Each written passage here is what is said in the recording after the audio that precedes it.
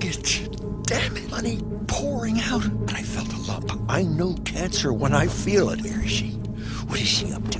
Never calling, never saying a word. Stress.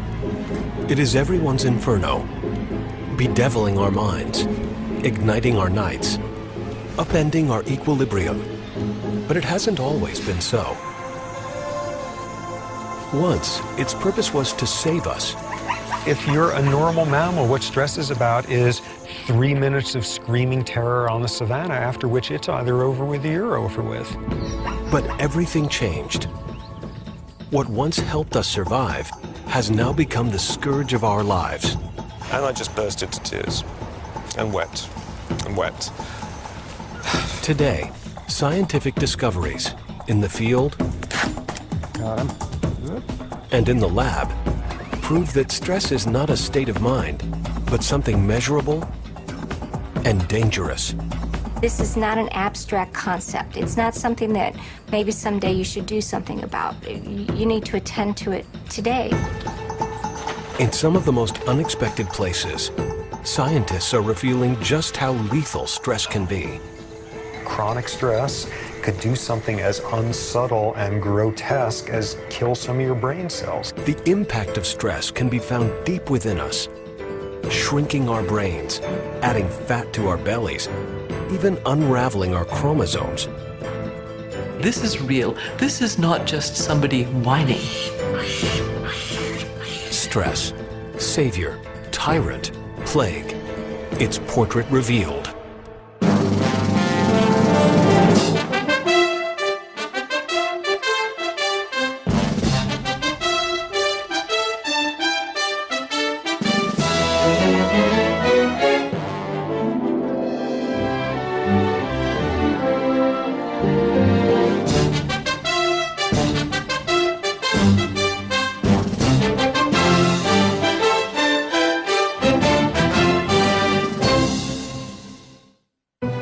This program was made possible by contributions to your PBS station from viewers like you.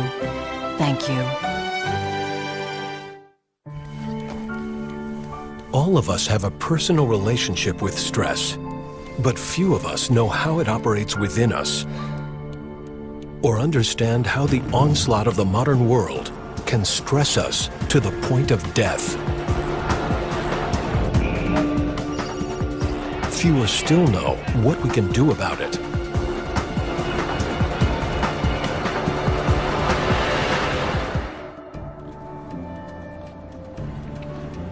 But over the last 3 decades, Stanford University neurobiologist Robert Sapolsky has been advancing our understanding of stress, how it impacts our bodies, and how our social standing can make us more or less susceptible.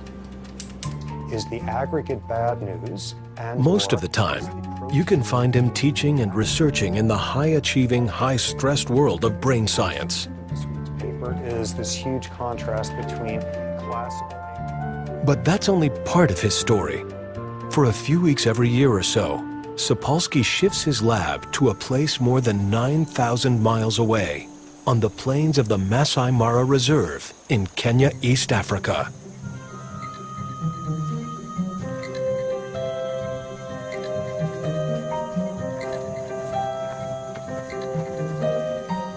Robert Sapolsky first came to Africa over 30 years ago on a hunch. He suspected he could find out more about human stress and disease by looking at non-humans. And he knew just the non-humans.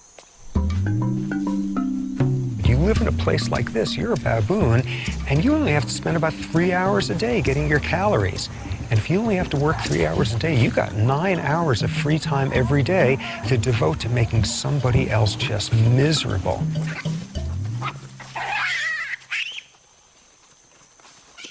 They're not being stressed by lions chasing them all the time. They're being stressed by each other. They're being stressed by social and psychological tumult invented by their own species. They're a perfect model for westernized stress-related disease.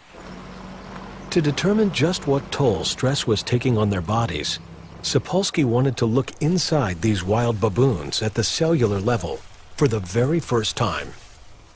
To do this, he would have to take their blood in the most unassuming way. Basically, what you're trying to do is anesthetize a baboon without him knowing it's coming. Because you don't want to have any of this anticipatory stress. So you can't just, get in your Jeep and chase the baboon up and down the field for 3 hours and finally, when he's winded, dart him with an anesthetic.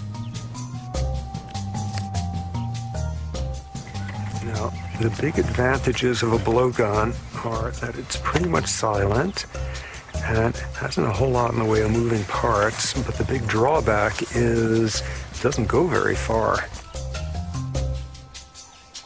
So what you spend just a bizarre amount of time doing is trying to figure out how to look nonchalant around a baboon. Got him. Time. Okay, he is wobbling now. Okay, whoop, here he goes. From each baboon blood sample, Robert measured levels of hormones central to the stress response.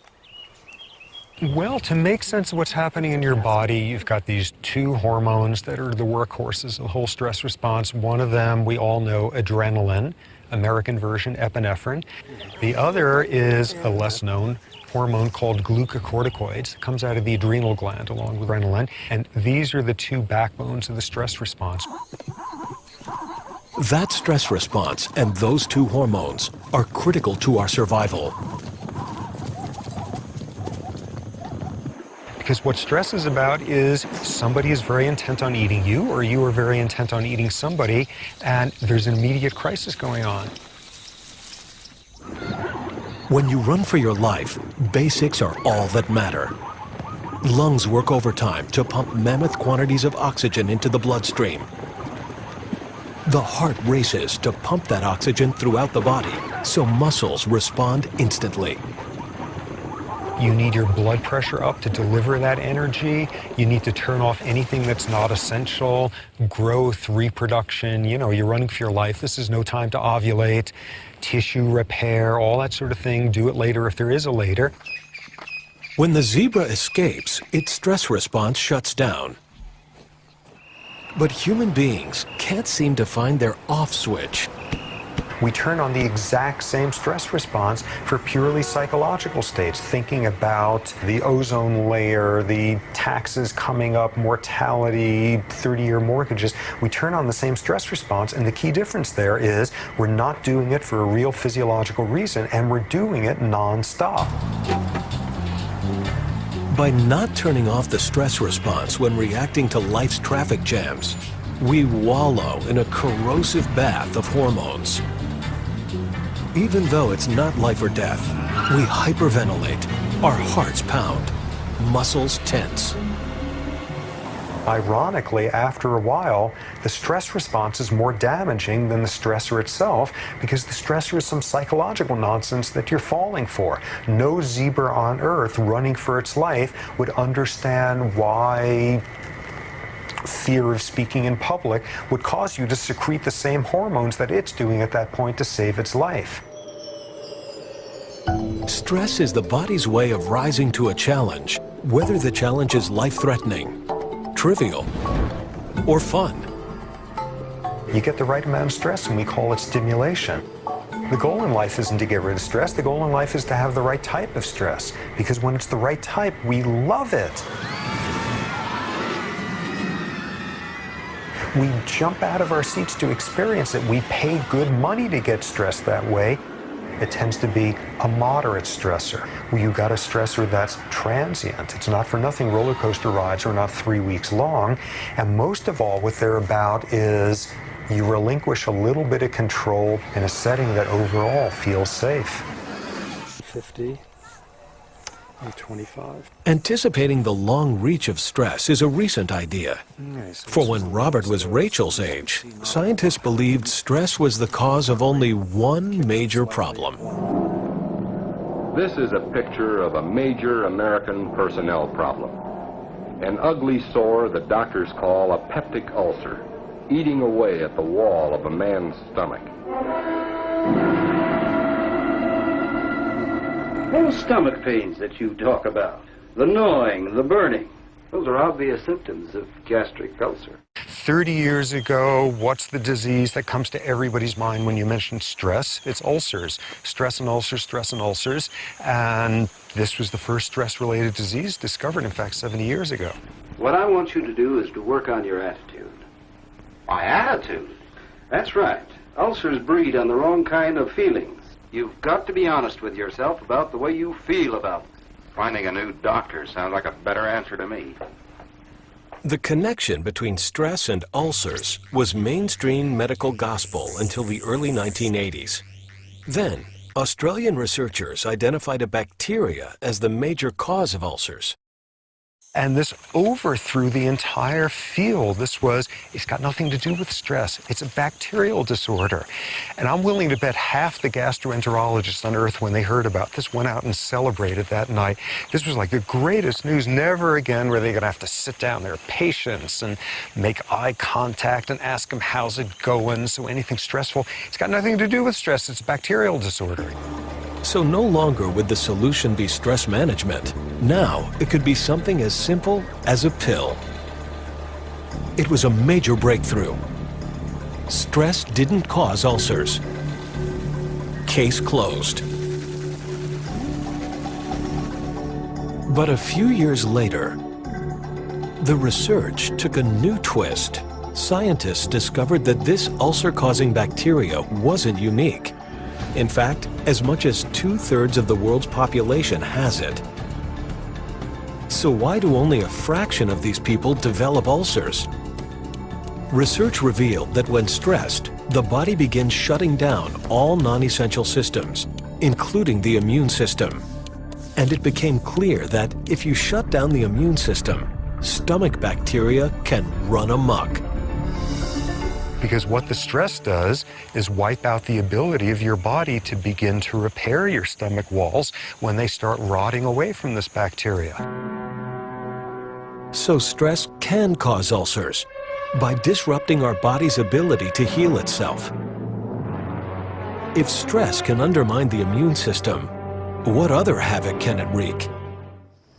One answer comes from a colony of captive macaque monkeys near Winston-Salem, North Carolina.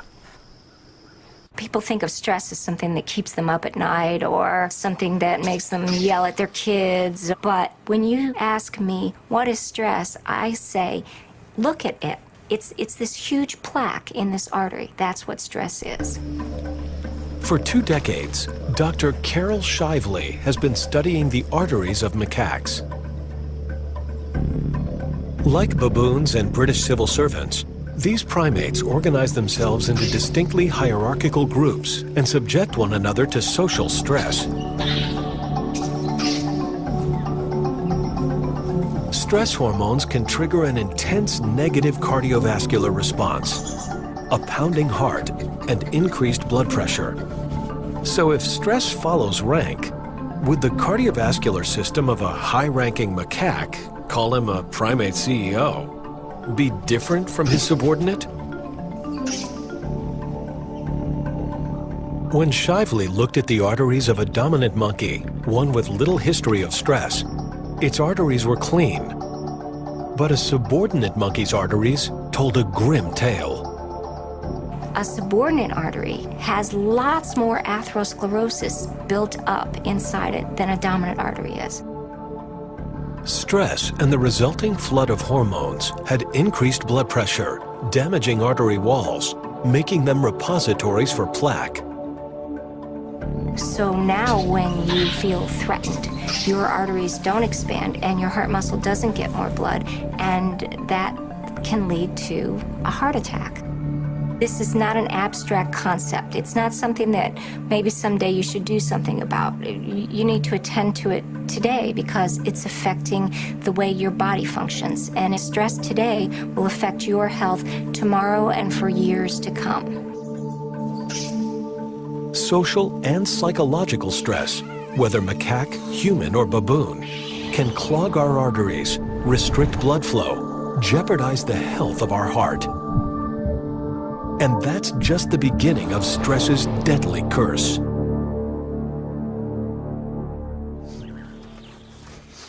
Robert's early research demonstrated that stress can work on us in an even more frightening way. Well, back when I was starting in this business, what I wound up focusing on was what seemed an utterly implausible idea at the time, which was chronic stress and chronic exposure to glucocorticoids could do something as unsubtle and grotesque as kill some of your brain cells. As a PhD candidate at Rockefeller University in the early 80s, Sapolsky collaborated with his mentor, Dr. Bruce McEwen, to follow the path of stress into the brain. They subjected lab rats to chronic stress and then examined their brain cells. The team made an astonishing find. While the cells of normal rat brains have extensive branches, stressed rats' brain cells were dramatically smaller. And what was most interesting in many ways was the part of the brain where this was happening, hippocampus. You take intro neurobiology anytime for the last 5,000 years, and what you learn is hippocampus is learning and memory. Stress in these rats shrank the part of their brain responsible for memory. Stress affects memory in two ways. Chronic stress can actually change brain circuits so that we lose the capacity to remember things as we need to. Very severe acute stress can have another effect, which is often we refer to as stress makes you stupid, which is making it impossible for you over short periods of time to remember things you know perfectly well. We all know that phenomenon. We all know that one from back when we stressed ourselves by not getting any sleep at all, and the next morning at 9 o'clock, we couldn't remember a single thing for that final exam.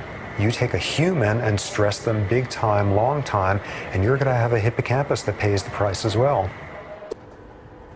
Dr. Blackburn is a leader in the field of telomere research. We have 46 chromosomes, and they're capped off at each end by telomeres. Nobody knew in humans whether telomeres and their fraying down over life would be affected by chronic stress. And so we decided we would look at this cohort of chronically stressed mothers, and we decided to ask what's happening to their telomeres and to the maintenance of their telomeres. What we found was the length of the telomeres directly relates to the amount of stress somebody is under and the number of years that they've been under the stress. Such stressed mothers became the focus of a study by Dr. Blackburn's colleague, psychologist Alyssa Eppel. Mothers of young children are a highly stressed group. They're often balancing competing demands like work and child rearing. And often don't have time to take care of themselves. So if you add on top of that the extra burden of caring for a child with special needs, it can be overwhelming. It can tax the very reserves that sustain people. And if they're stressed, if they report stress, they tend to die earlier. These women have shortened telomeres, decreased activity of this enzyme, and very, very rough number, for every year you were taking care of a chronically ill child, you got roughly 6 years worth of aging. This is real. This is not just somebody whining. This is real, medically serious aging going on, and we can see that it's actually caused by the chronic stress. But there is hope. Dr. Blackburn co-discovered an enzyme, telomerase, that can repair the damage. It's what I always call it, the threat of hope. Preliminary data suggests that a meeting of minds such as this may actually have a health benefit by stimulating the healing effects of telomerase. And laugh. And laugh. If you don't laugh, forget it. You can't handle it. What I found is that the humor is something, there's a certain level of black humor that we have about our kids that only we appreciate. We are the only ones who get the jokes, and in a way, we're the only ones who are allowed to laugh at the jokes. One of the questions in the stress field is, what are the active ingredients that reduce stress and that promote longevity and compassion and caring for others may be one of those most important ingredients. So those may be the factors that promote longevity and increase telomerase and keep our cells rejuvenating and regenerating. So perhaps connecting with and helping others can help us to mend ourselves and maybe even live longer, healthier lives. 20 years ago, Robert got a shocking preview of this idea. The first troop he ever studied, the baboons he felt closest to and had written books about, suffered a calamity. It would have a profound effect on his research. The Geographic troop is the one I started with 30 years ago. And they were your basic old baboon troop at the time, and which means males were aggressive and society was highly stratified and females took a lot of grief, and your basic off-the-rack baboon troop.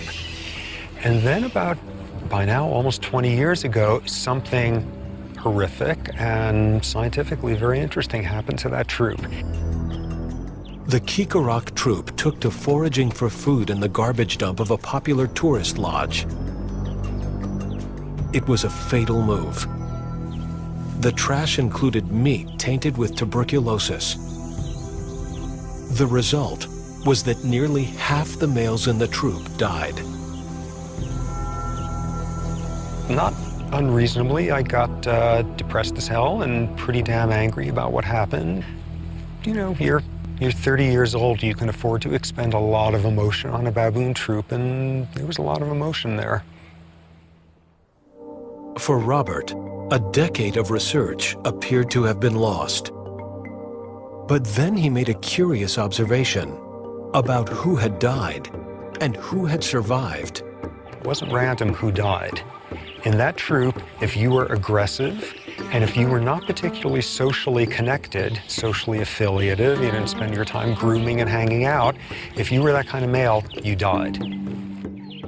Every alpha male was gone. The Geographic troop had been transformed. And what you were left with was twice as many females as males, and the males who were remaining were, you know, just to use scientific jargon, they were good guys. They were not aggressive jerks. They were nice to the females. They were very socially affiliative. It completely transformed the atmosphere of the troop. When male baboons reach adolescence, they typically leave their home troop and roam, eventually finding a new troop. And when new adolescent males would join the troop, they'd come in just as jerky as any adolescent males elsewhere on this planet, and it would take them about 6 months to learn, we're not like that in this troop. We don't do stuff like that. We're not that aggressive. We spend more time grooming each other. Males are calmer with each other. You do not dump on a female if you're in a bad mood. And it takes these new guys about 6 months, and they assimilate this style. And you have baboon culture, and this particular troop has a culture of very low levels of aggression and high levels of social affiliation, and they're doing that 20 years later. And so the tragedy had provided Robert with a fundamental lesson, not just about cells, but how the absence of stress could impact society. Do these guys have the same problems with high blood pressure? Nope. Do these guys have the same problems with brain chemistry related to anxiety, stress hormone levels? Not at all. It's not just your rank, it's what your rank means in your society. And the same is true for humans, with only a slight variation. We belong to multiple hierarchies, and you may have the worst job in your corporation and no autonomy and control and predictability, but you're the captain of the company softball team that year. And you better bet you are going to have all sorts of psychological means to decide it's just a job, 9 to 5. That's not what the world is about. What the world's about is softball. I'm the head of my team. People look up to me. And you come out of that deciding you are on top of the hierarchy that matters to you.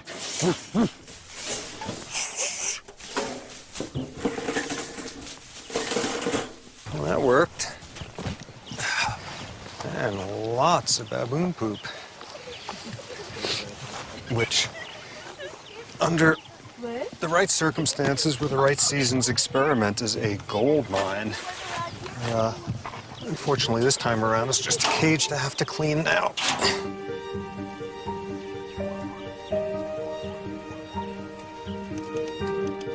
I'm studying stress for 30 years now, and I even tell people how they should live differently. So presumably I should have incorporated all of this, and the reality is, like, I'm unbelievably stressed and type A and poorly coping, and like, why else would I study this stuff 80 hours a week? No doubt everything I advise is going to lose all its credibility if I keel over dead from a heart attack in my early 50s. Nah, I'm not good at dealing with stress. You know, one thing that works to my advantage is I love my work and I love every aspect of it, so that's good. But nonetheless, this is pretty clearly a different place than the savannah in East Africa. You know, you can do science here that's very different and more interesting in some ways. You can have hot showers on a more regular basis. It's a more interesting, varied world in lots of ways, but you know, there's a lot out there that you sure miss.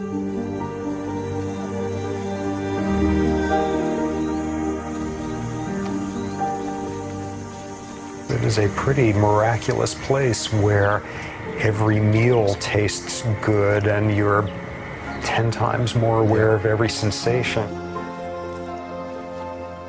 This is a hard place to come to year after year without getting, I think, a very different metabolism and temperament. I'm more extroverted here, I'm more happy. It's a hard place not to be happy.